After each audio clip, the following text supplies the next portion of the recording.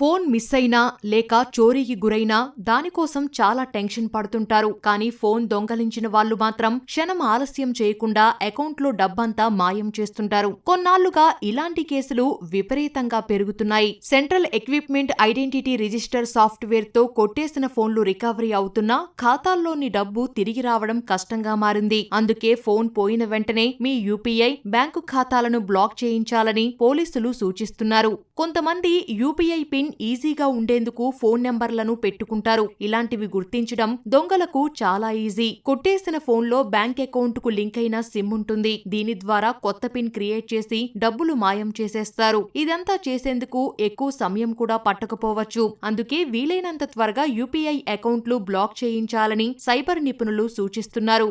యూజర్లు ఇక్కడ కనిపించే నంబర్లను సంప్రదించి ఖాతాలను బ్లాక్ చేయించుకోవచ్చు. ఆయా కస్టమర్ కేర్ ఎగ్జిక్యూటివ్లు యూజర్ వివరాలను నిర్ధారించుకున్న తర్వాతే అకౌంట్లను బ్లాక్ చేస్తారు.